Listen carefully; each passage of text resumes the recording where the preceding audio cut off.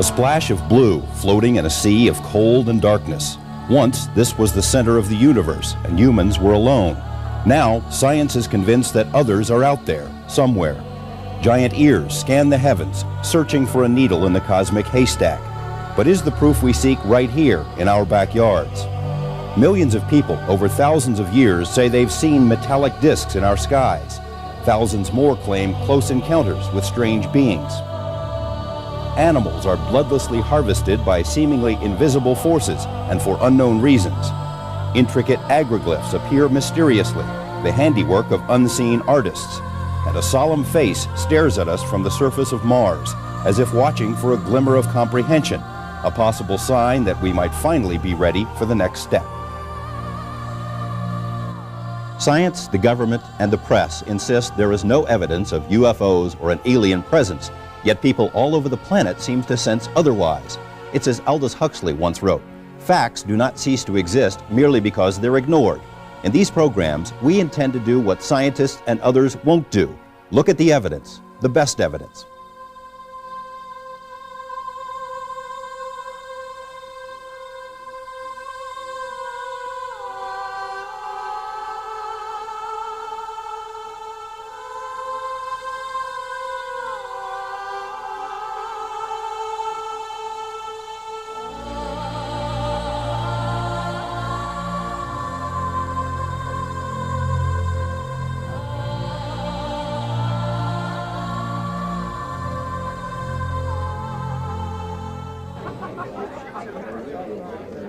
Well, we just started making these things, and this was an opportunity at this exposition to show them. We thought it would fit in very nicely, and we thought it fit in with the program.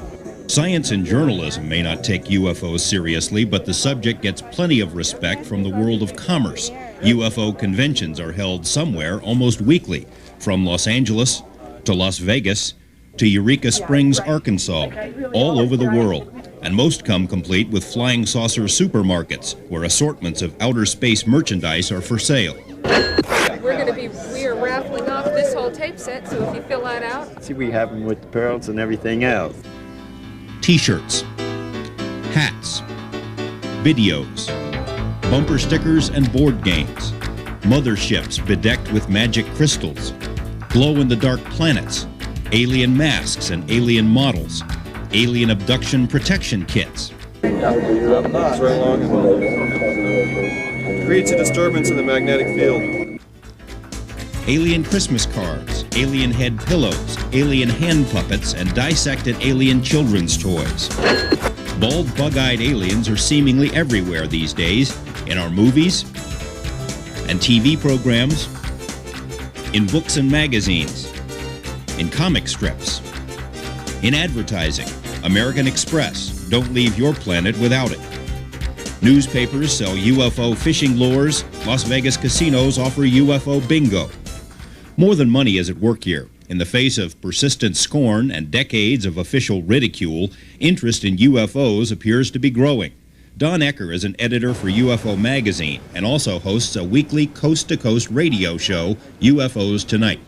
In the last 10 years, once again, there has been a reemergence of interest among the American public, and slowly but surely various media outlets are taking a closer look at what in fact is going on. UFO conventions aren't held for the sole purpose of selling baubles or booklets or space-age religion. Most are sponsored by serious-minded organizations like MUFON, the Mutual UFO Network, which has thousands of members worldwide. Convention delegates typically share new findings or debate the veracity of UFO cases, theories, and witnesses. Our group is a scientific organization, and we have 75 consultants, all have doctorates in their own fields of expertise. There are over 40 of our consultants here at this symposium, and these are professional people, academics. But you wouldn't know that from reading or watching media reports. Many UFO gatherings permit a wide spectrum of persons to attend and to sell their wares or services. Everything from crystals to aura photos to fortune tellers. Subsequent media coverage of UFO conferences usually focuses on the oddball elements, whatever is most colorful. And the serious research gets left on the editing room floor. One of the attendees was a woman who says she's 400 years old and from the planet Venus. Another woman says she was instructed by her space alien brothers to undergo breast implant surgery. And a man selling tapes to Earth vortex sites claims that the Trilateral Commission has signed a secret treaty to enslave the world. Sensational claims made by ubiquitous supermarket tabloids also make it tough for ufologists to be taken seriously by reporters. Few mainstream journalists want their work to be equated with the occasionally humorous but overtly ridiculous subject matter of the tabloids. Space aliens snatch bowler just as he completes a 300 game. Martians here to steal our frogs. Girl gives birth to 52 UFO babies. ET political hobnobbers meet with all manner of public figures. It's no accident that aliens and UFOs appear so often in the tabloids. The already popular Weekly World News confirms that its sales jump every time it has, quote, the alien on its cover. UFO stories in general are surefire stuff. For a reporter, trying to weed through the deluge of patently ridiculous material is a daunting task. It's far easier to poke fun at saucer nuts and ET masks, or stories about alien ice cream junkies. Every outrageous fantasy, every make-believe headline plays directly into the hands of those who don't want the subject taken seriously. Journalists apparently are leery of touching the subject. What they have been told for decades is the truth is there's nothing to it. There's nothing to the UFO phenomenon. Yet the preponderance of evidence is on the other side. Anyone who takes but 1 hour to review some of the available evidence cannot come away without the firm conviction that there is something out there. Blue moon, you saw me standing alone. UFOs are seen far more often than blue moons, and by some of the most famous people of this century. More on that in a moment. Without love of my own. Sheffield, England, 1962. Ramey Air Force Base, Puerto Rico, 1967. Brazil, 1978. California, 1990. The Hawaiian Islands, 1974.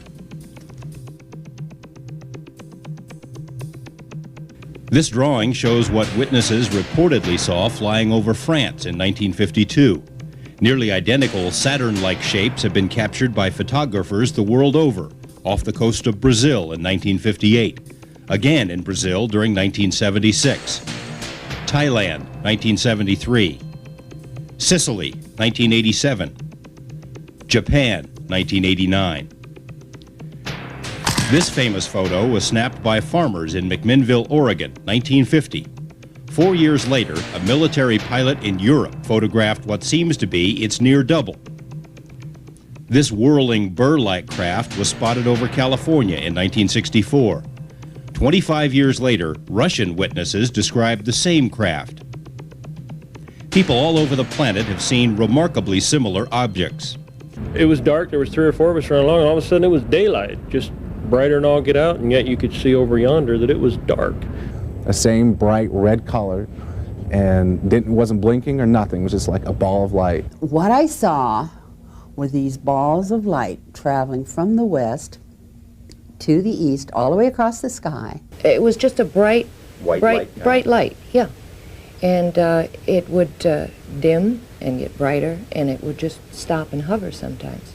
Did you see that? You know, did you see that? You know, and everybody saw it, but nobody had an explanation. And UFOs don't seem to know that they don't exist, nor do they seem to care. They keep popping up in apparent defiance of science and the media, which is the main reason public interest in the topic remains high, and why the public doesn't seem to buy the official explanations. Opinion polls consistently show that well over half of all Americans believe UFOs are real, possibly alien craft. In 1993, a non-scientific survey by USA Today revealed that an astounding 91% of its readers believe Earth has been visited by extraterrestrials. While there is no central collection point for all UFO data, much information is available today through computer hookups. John Komar runs an international computer network for MUFON and says he's received 15,000 communications in 2.5 years. Input we get is worldwide. Information we get are from researchers, scientists, astronomers. Information that would take an individual years to obtain is at their fingertips. Komar, who has worked for a major airline the past 26 years, is one of an estimated 20 million Americans who say they've seen a UFO. Contrary to the stereotype of UFO witnesses as attention seekers or wackos, most witnesses are considered stable and are generally reluctant to discuss their sightings. Even government studies estimate only 2% of reported sightings come from people with mental problems. Still, unfounded perceptions about flying saucer sightings persist, discouraging some of the best witnesses from telling anyone about what they've seen. Pilots are really reluctant to discuss any UFO sightings in public or to go public with it. But they see them. But they do see them, yes. Yes. Quite a lot. Quite a lot. One researcher estimates about 20,000 cases of pilots seeing UFOs during flights. The sighting that we saw was just right up over about that tallest tree there. Right. Taylor Blair of Memphis is one such pilot. He's been flying since he was 18 years old, everything from B-29s to small Cessnas. What he and 8 other people saw zipping around over his backyard one night was unlike anything he had ever seen before. We saw 4 huge lights that looked like about the color of railroad flares, and we estimated that the height was about 6,000 feet. My wife, in the meantime, had come into the telephone and called the airport, called the approach control people, and told them what we were seeing, and they said, well, they had a radar fix on something, and they had dispatched a helicopter, police helicopter out.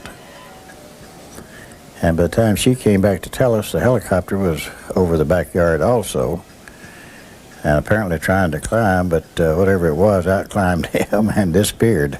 Subsequent news articles suggested the object was a weather balloon, but Blair and the other witnesses, including other pilots, disagree because they say the 4 lights merged into one and then zoomed off at an incredible speed. That would have been some weather balloon. You can't estimate a speed or anything that No, I traveling can't. at. Pretty fast. Thousands of miles an hour? Faster than I ever traveled in an airplane, I'll say that.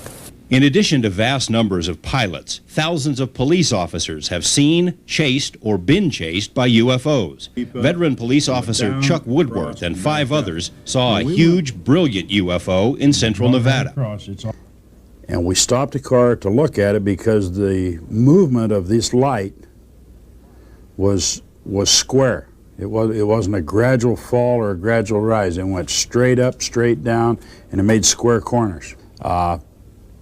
It's a good possibility it is something from somewhere else. Woodworth says he passed on this information to military authorities, but to his knowledge, nothing was ever done. His sighting puts him in some rarefied company, not only with pilots and police officers, but also a president or 2. Jimmy Carter once saw a UFO and even filed a formal statement. Ronald Reagan has had 2 UFO sightings. In one case, he ordered his pilot to try and follow the object. Britain's Prince Charles had a UFO sighting while flying home from a trip to the U.S. The prince's countryman, 2001 author and science writer Arthur C. Clarke, says he has had 6 separate UFO encounters. Boxing great and devout Muslim Muhammad Ali has seen a UFO. Likewise, for the king of rock and roll, Elvis Presley. Flamboyant guitarist Jimi Hendrix claimed that a UFO saved his life. Actor William Shatner met plenty of aliens on the Star Trek series, but also claims to have seen what he suspects was an extraterrestrial aircraft in real life. So did Ray Walston, the actor who played the title role in the TV series My Favorite Martian. The late John Lennon said he watched a UFO fly over Manhattan in the 70s. Farrah Fawcett, Ed Asner, Jill Ireland, Phoebe Snow, Sheila McRae, Meredith McRae, Stuart Whitman, Lee Majors, and Cliff Robertson are other entertainers who've reportedly seen flying saucers. Jackie Gleason told his friends and family that he had seen the preserved body of an alien, courtesy of his close friend, then President Richard Nixon. It probably won't come as a surprise that Shirley MacLaine has seen UFOs, or that singer Michael Jackson reportedly was interested in building a UFO landing pad. But other names may seem out of place in such company. British statesman Winston Churchill was so curious about UFOs that he ordered a formal study to be conducted. Dictator Joseph Stalin did the same in the Soviet Union in the late 1940s. Nazi leader Adolf Hitler was so enamored of UFOs that he ordered his engineers to design a flying saucer-like secret weapon. In the 1960s, future President Gerald Ford was one of the leading congressional voices in calling for hearings into UFOs. Also in the 60s, United Nations Secretary General U Thant said that only the ongoing Vietnam War was more important to the world than the mystery of UFOs. Astronauts, astronomers, physicists, military officers, inventors, people from every walk of life, every income level and education background, rural and urban, have seen UFOs. Kent Oram is a big city, highly successful political consultant who has run scores of successful campaigns, including those of Nevada's governor, lieutenant governor, and attorney general. Bradley Waddell is an assistant fire chief and part-time rancher in a small North Alabama town. Both had unforgettable sightings. And at the time I made a joke to my wife, you know, I mean, if you were under the Starship Enterprise, you know, that's sort of what it might look like. And it was, I would say, it was gigantic, and it was more of a square shape, but it was a lot of lights. And so I had a pair of binoculars in the back of my Ram Charger, so I went to get them. We finally found them, and then we looked up in the sky, and it was gone. I mean, just flat gone. Waddell says he and 3 other witnesses saw a brightly lit UFO land in a wooded area near his home. It was real huge, and it had a lot of lights on it. It had the red and green lights and some white lights, and it was real round. And so we turned around to come back and go and sit there and watch it, and it was done gone. There wasn't no sound, no nothing. There wasn't no lights, no sound, no nothing. Just that's what it looked like with a flying saucer.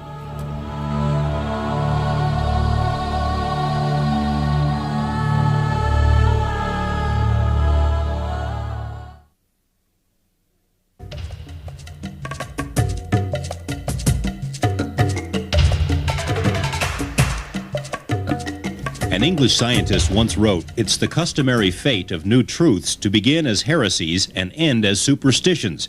To modern mainstream science, UFOs represent both heresy and superstition." In 1968, the late Dr. J. Allen Hynek testified before Congress that the legitimate study of UFOs is a scientific taboo. It simply isn't done.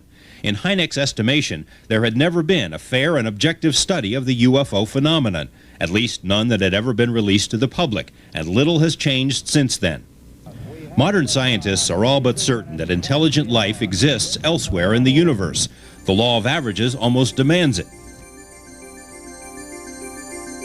Billions of galaxies, each containing billions of stars, implies there could be untold numbers of other civilizations, societies far older than our own, with greater technological capabilities. Astronomer and pop science writer Dr. Carl Sagan estimates there could be as many as 1 million advanced civilizations in our galaxy alone. But Sagan is also one of the most vocal critics of the study of UFOs. He and others dismiss UFO sightings on the basis of probabilities and what we know of mankind's own technological limitations. In other words, they use theory to explain away data.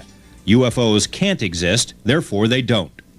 Any scientist that takes the time to look at the data and the facts and the evidence accepts the fact that we have UFOs. You have to have an open mind if you simply make the statement that there's nothing to this thing and ignore it. The people like Carl Sagan, who's a brilliant astrophysicist, he's never bothered to read the UFO material. To him, there's nothing there, so don't bother me with the facts. One example is Dr. Sagan's 1993 foray into alleged alien abductions. Sagan is certainly qualified to speak about astronomy, but strayed far afield when, in an article for Parade magazine, he flatly dismissed all abduction reports as the result of hallucinations or other mental disturbances. Not only is Sagan lacking in psychiatric expertise, he's personally investigated only a handful of alleged abduction cases. Carl Sagan has what I call the arrogance of ignorance. He is a person who has enough arrogance to believe that he can answer the UFO and abduction mystery through lack of knowledge. He does not know much about the subject of UFOs. He certainly doesn't know anything about the subject of abductions other than what he's read in debunking books, even though he had 7 critics to the article before it was published, absolutely destroying his material, not just on a theoretical basis, but on a factual basis as well. And all of these letters to him before the article was published were simply ignored.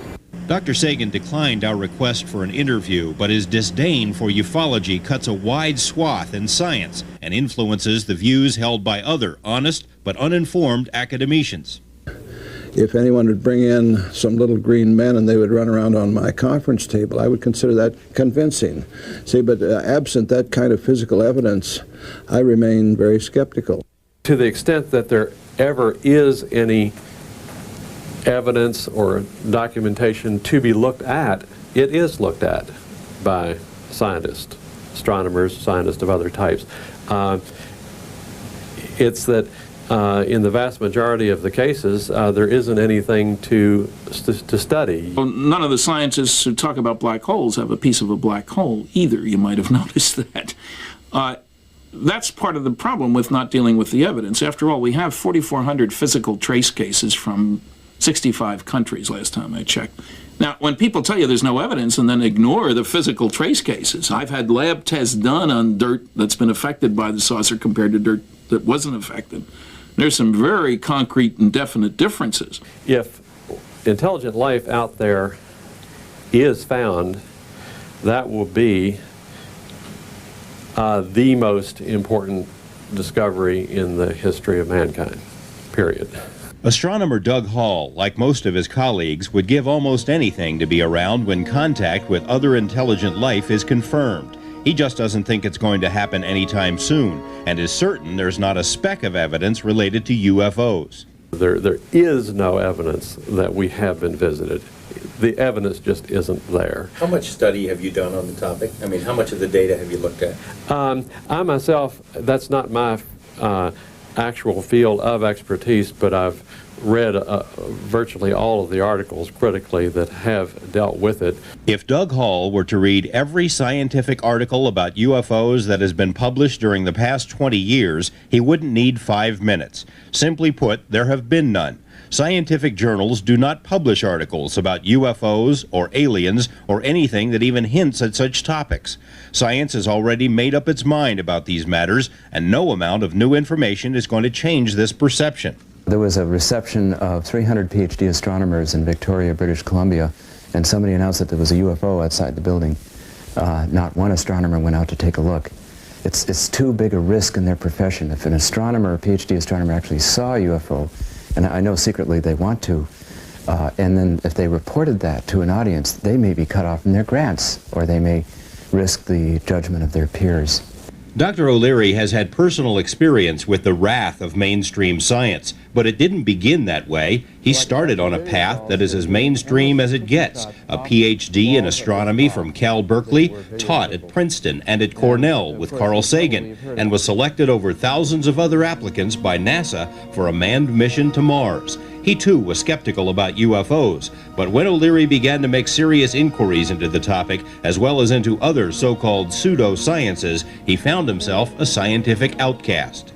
People like Randy the Magician, even Carl Sagan, who was a close colleague of mine when I was at Cornell, will attempt to debunk and discredit. It's very kind of knee-jerk emotional response, and it's not befitting of a scientist, because after all, science is supposed to be free and open inquiry into the unknown, and we scientists have tended to forget that. The grants may be the key. Of the $140 billion spent each year on research in the U.S., fully half comes from the federal government. It means that if the government doesn't want UFO research to be done, it simply won't be done. And if it is done, it won't get published anywhere that professionals like Doug Hall would be likely to read about it. Galileo's colleagues refused to look through his telescope because they didn't believe it could make things look bigger.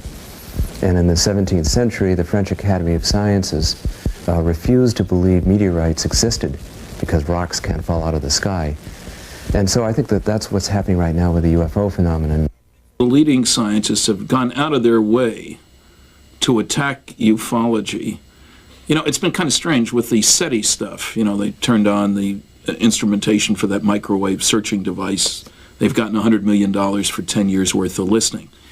And in almost all the articles about that, you'll find an attack on UFOs. Well, we're doing a science, but not that UFO junk.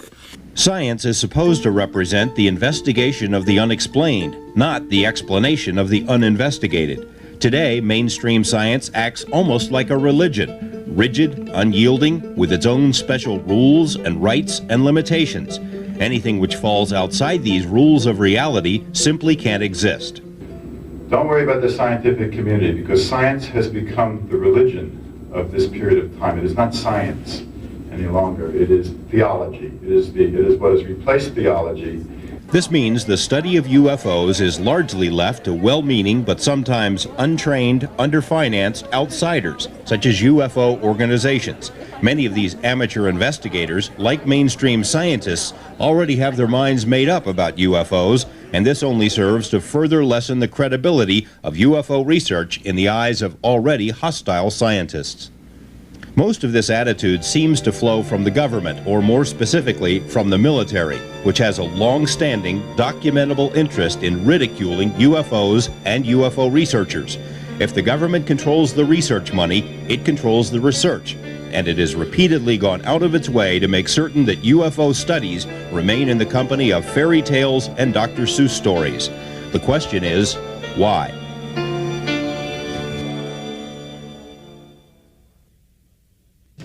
Those who argue UFOs might be cultural byproducts induced by movies or books or advertising have difficulty explaining how the same phenomenon can be reported in virtually every culture and on every continent. For example, in the late 1980s, an estimated 10,000 Belgians reported seeing a triangular UFO the size of a football field over the period of several months. The Belgian Air Force tracked the UFOs on radar, initiated airborne chases, and launched a formal study. From 1983 until 1986, as many as 9,000 witnesses in the Hudson Valley region of New York and Connecticut reportedly saw a nearly identical flying triangle, along with huge aerial boomerangs. Several photos and videos of the objects were captured. In the southeastern U.S., the same huge triangular mystery craft has been seen by scores of longtime residents dating back to the 60s. We've seen planes and helicopters and stuff. See, like I say, that'd just be sitting still, them lights, and then all of a sudden it just, and then it'd be gone plumb out of sight. Next thing you know, just gone. Well, just like it's happened, and it looked like it was just moving like that, so it wasn't going that fast. The way it come over us, we thought we about decided to stop on us nearly, but it hadn't. And then when it was like thunder, it's gone. It's like poof. Yeah, but we didn't see it speed up. We don't know what happened to it. We just didn't see it no more. It's gone. Now, reports of this same flying triangle are surfacing in Africa. Africa, Belgium, New York, Alabama. 4 distinct cultures with different influences. Books and movies didn't make them all see the same thing in the sky. What's more, the late Dr. Allen Hynek in his book Night Siege asserts that at least 100 other communities have seen the same big triangle since the mid-1970s. It has been this way since the beginning of recorded history. UFO-like vehicles are found in ancient cave drawings. There are numerous references in the Bible, which could just as easily be attributed to aliens as to angels, including the prophet Ezekiel's encounter with a burning bronze wheel from the sky and its 4 otherworldly passengers. Ancient Egyptian, Chinese, and Mayans reported flying machines and odd beings very similar to modern UFO sightings. Australian Aborigines and indigenous American tribes tell similar tales of beings and craft from the sky. The Greeks and Romans called them flying shields or chariots. In the Middle Ages, Irish scribes wrote of demon airships and the strange beings who flew them. Wood carvings from 1500 Switzerland record unusual balls of light, seemingly controlled by some intelligence, and hundreds of strange airships were reported in newspapers all across the U.S. during America's first great UFO wave, that in the 1890s, years before dirigibles or the Wright brothers' first flight. I would not exclude categorically that we had a high technological civilization on Earth. Why not? There is still the story of Atlantis and all these things. But even if we had a high technological civilization in the past, this again does not exclude the extraterrestrials, because anyhow we have clear writings, even with interviews, where mankind asked their teacher, where you came from? And the answer is, we came from the universe. UFOs have come in all sizes and shapes over the centuries. Cigars, discs, fireballs, footballs, barbells, boxes, diamonds, walnuts, and washtubs. We can't say for sure how many sightings there have been, but it's likely that 90% of them are nothing to get excited about. Meteors, for example, are sometimes mistaken for UFOs, as this one was back in 1972. Some clouds look like UFOs. Atmospheric phenomena, including ball lightning, can also be mistaken for flying saucers. Weather balloons, too, and conventional aircraft. The most common UFO culprit is probably the planet Venus, along with other stars and planets, according to many astronomers. While it's true that 9 of 10 UFO sightings are probably mistakes, it's also true that 9 out of 10 are never reported at all. The main reason for that is fear of ridicule. Just a perfectly straight line. It was going too fast for anything we've got. J.B. Langley has spent his entire life in the Appalachian Mountains. He and nearly every other member of his family have seen UFOs, which they called ghost lights, as far back as the 1930s. They haven't tried to get rich. They haven't asked for attention. In fact, the Langleys have been afraid to talk about what they've seen until now. Sort of like everybody knows everybody, and you get to going around spreading rumors like that, they say, well, he's nuts. And pretty soon, well, you wouldn't have anybody to talk to. But you know what you see. And you know whether you're imagining it or not. And I know some of the stuff I've seen, I didn't imagine it. Langley's fears are well-founded. If you see a UFO, you must be unbalanced. At least that's a prevalent view, even for highly credible witnesses. In 1979, a decorated Tennessee police lieutenant, along with 7 other officers and 12 other witnesses, watched 2 UFOs perform incredible maneuvers for several minutes. A psychologist later surmised that it was all in their heads, brought on by stress. Pilot John Lear was held every flight rating, and whose father invented the Lear jet, says he was fired from a charter company after admitting his interest in UFOs. Airline veteran John Comar says such fears are not uncommon. I mean, would an airline actually fire someone who reported one of these things? Quite possibly. A more practical problem in getting people to report UFOs is that no one seems interested in taking such reports. UFO organizations will listen, but few people in official positions want to be bothered. Just try it sometime. Call your local airport control tower to report a UFO and see what happens. They simply don't want to hear it. Most police agencies will listen to UFO callers, but not because they want information on the sighting. Many times they keep the caller on the line long enough to determine if he or she might be unstable. And military authorities are adamant in their statements that they have no interest whatsoever in UFOs. Air Force spokesmen will tell the caller that they stopped taking UFO reports in 1969, a claim which, as we'll learn, is far from credible.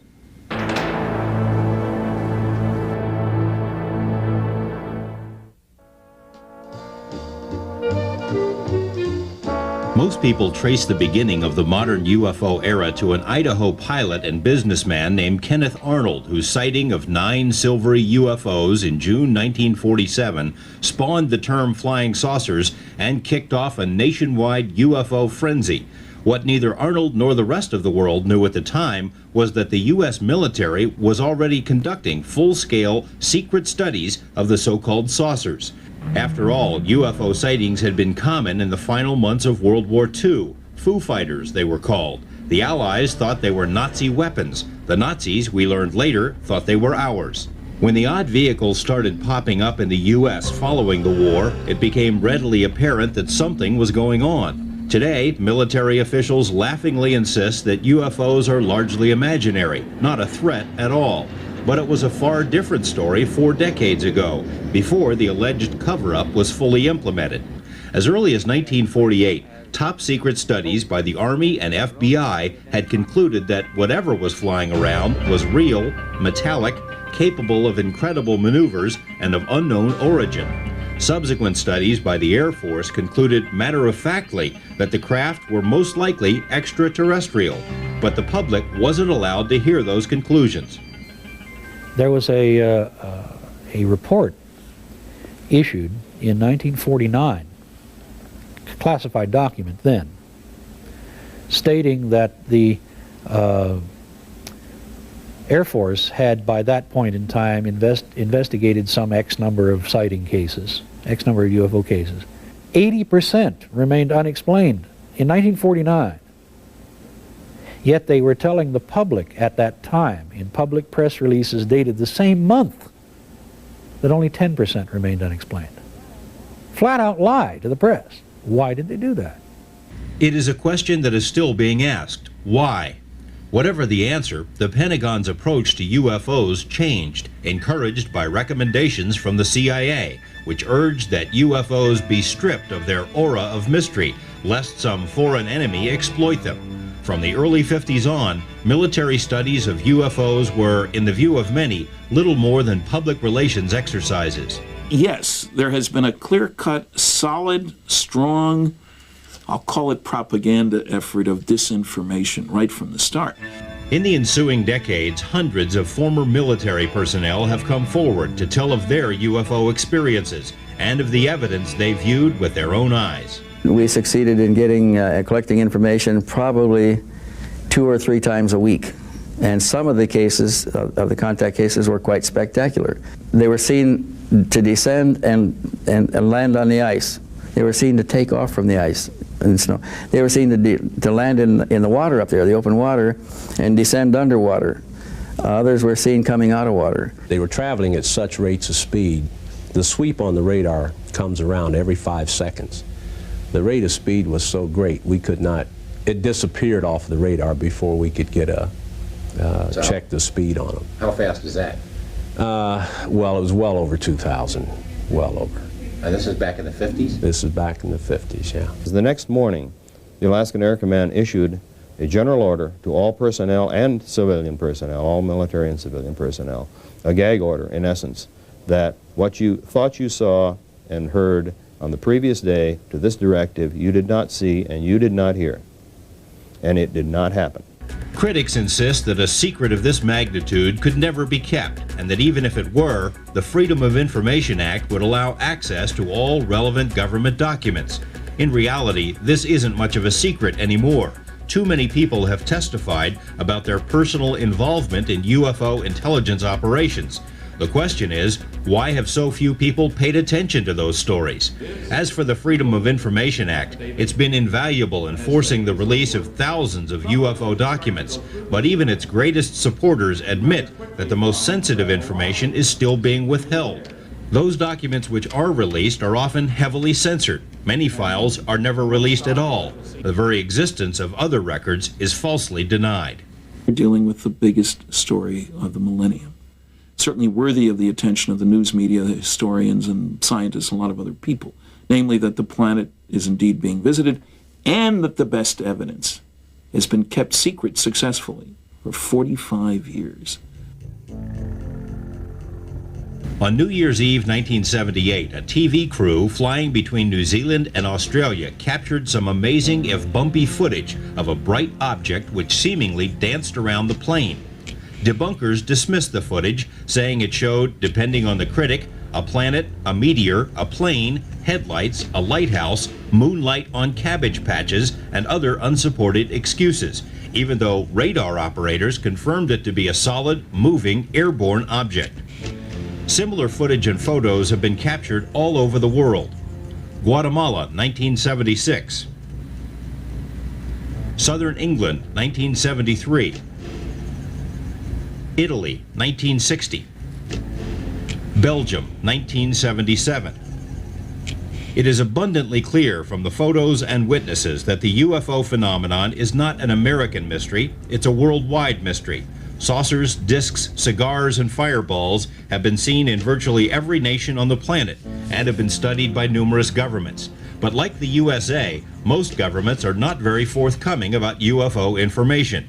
British writer Tim Good, whose best-selling book, Above Top Secret, details UFO cases worldwide, is convinced there is cooperation between governments in maintaining a cover-up. Many governments haven't the faintest idea what's going on. They have no need to know, and they haven't been filled in on the full picture by any of the major world powers, in my opinion. So it's not a worldwide cover-up to that extent, but there is an interchange of information, an exchange of information on the UFO subject at a worldwide level, certainly, but at an above top secret level. You're certain of that? I'm absolutely certain of it, yes. Good's contention is supported by Robert Dean, a military intelligence officer assigned to NATO headquarters in Europe during the 60s. Dean says he personally read an extensive report on UFOs prepared for NATO allies. The conclusions were basically in 4 parts.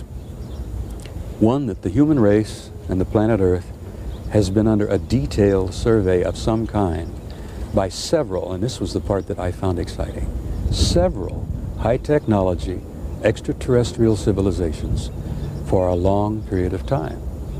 This research, this survey, this program, whatever it is, had been going on not only maybe for centuries, maybe for thousands of years.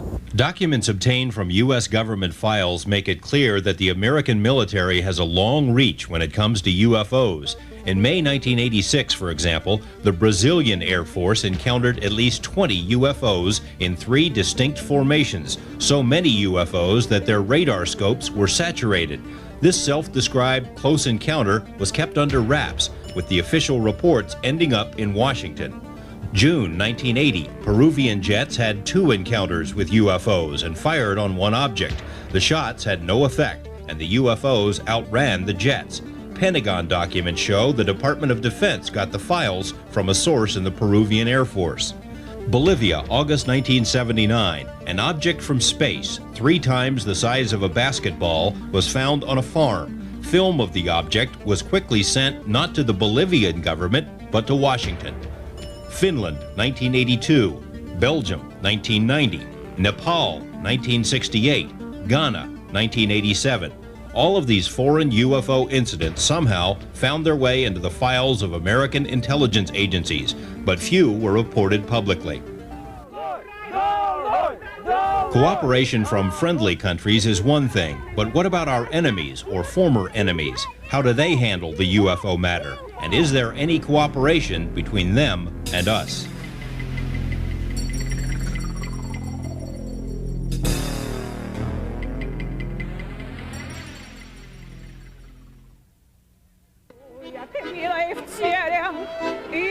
Mother Russia is singing a new tune these days. The Berlin Wall has crumbled and the Iron Curtain has parted, allowing the Russian people to experiment with a free market economy and allowing the rest of us a glimpse into a world that was, by and large, sealed off from the outside for decades. Even the KGB has opened some of its files to Western researchers and journalists.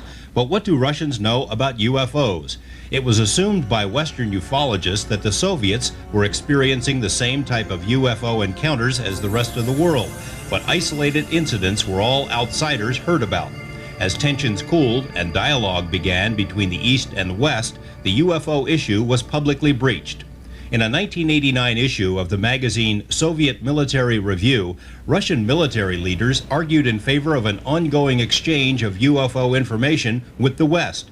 In the view of the authors, without such an exchange, a UFO might one day accidentally trigger a nuclear exchange between the superpowers on the assumption that the UFO was an enemy missile.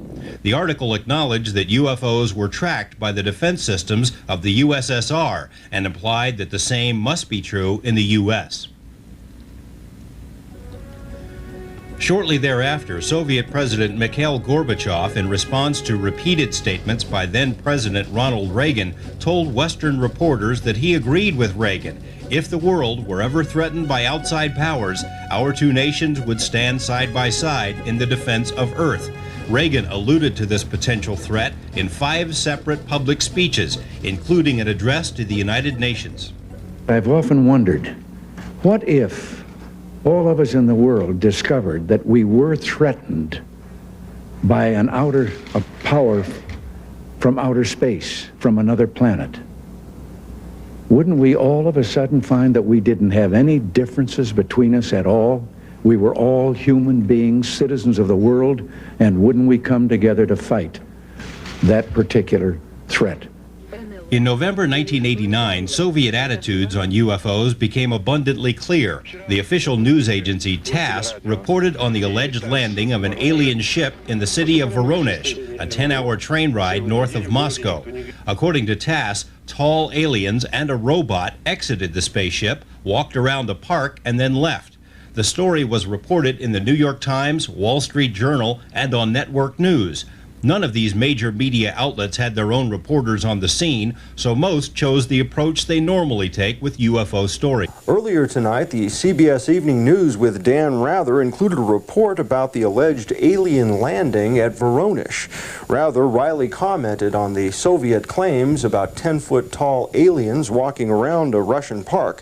The CBS newsman added, "Don't believe everything you read in TASS." Within days, the Voronezh story assumed almost surreal proportions. American headlines chortled about pinhead aliens. Follow-up stories claimed that the only witnesses to the landing were young children. And because the tall aliens described were different from the usual short, bug-eyed variety Americans hear about, it was smugly assumed the Russians must be wrong. So much superfluous information was added to media accounts that it took only a few days to generally discredit the entire event. Prominent astrophysicist Jacques Vallée was one of few Westerners to personally investigate the case by meeting with Russian sources firsthand. In Voronezh, there were many cases, not just the case that made the newspapers, not just the case that was reported by TASS with the school students.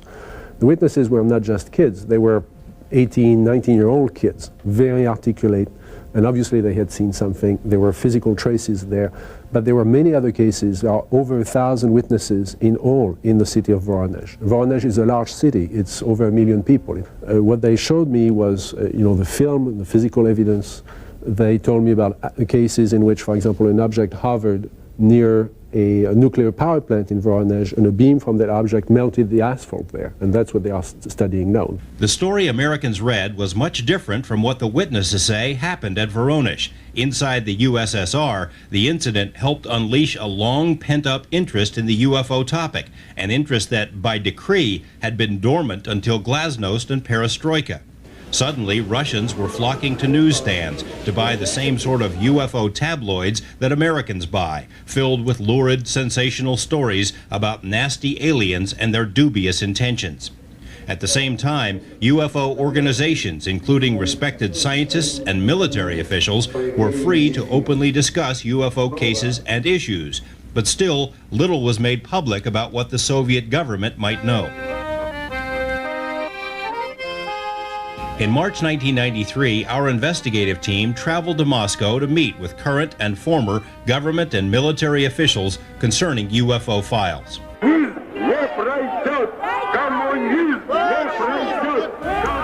The journey was undertaken during a period of dramatic political and social upheaval in Russia, but few events could be as dramatic or as important as what was uncovered about UFOs and human knowledge of the alien presence.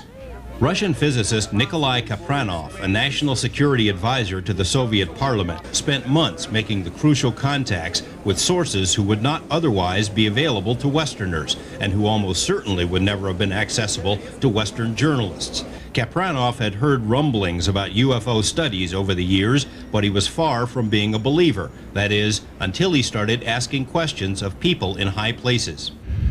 More and more I started to think that this is something for real. And there are facts, and I've seen some materials one can't, just drop. What I learned about the UFO is that they're certainly for real, and that the UFO is one fragment of a very diverse and strong phenomena. Military people are looking at that very seriously. With Kapranov's assistance, our team succeeded in making contact with a previously hidden echelon of UFO researchers, dedicated scientists who had pursued their interest in alien visitors during the darkest days of communism, and whose findings have never before seen the light of day. A government biologist who analyzes soil samples from UFO landing sites. a Moscow professor who has secretly directed a discreet organization of high-level scientists and military personnel interested in UFOs. An author and physicist who began studying UFOs in the 50s and who became a non-person when he refused to quit talking and writing about the subject. An engineer in the Russian SDI program who asserts the Soviet military long ago determined that UFOs were interplanetary and who says UFO data has been incorporated into Russian beam weapon research. And a shadowy man who currently heads the ongoing Ministry of Defense study of UFOs and aliens. This man is Boris Sokolov, a retired Russian colonel from a distinguished military family. In 1978, Sokolov was given what seemed like an unusual assignment.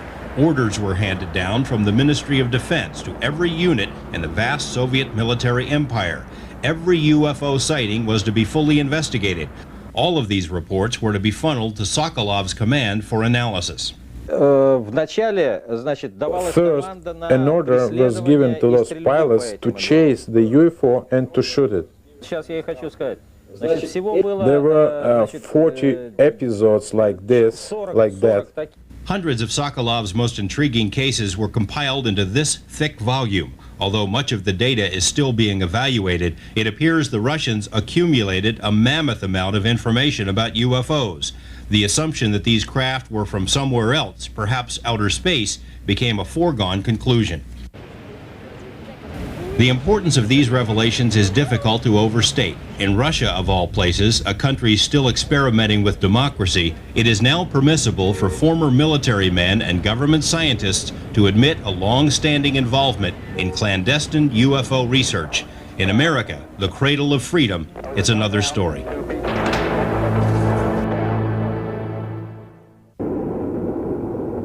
The Pentagon, CIA, FBI, and other intelligence agencies deny any interest in UFOs, although their own files indicate otherwise. Mainstream science says UFOs can't be true, so they won't be studied. Big-time journalism won't touch this story with a 10-foot typewriter. None of this matters. UFOs refuse to go away, and no amount of official put-downs will change this. Regular people all over the world almost instinctively recognize that something is happening. We all share a common question. What is going on? I really would like to know. I really would.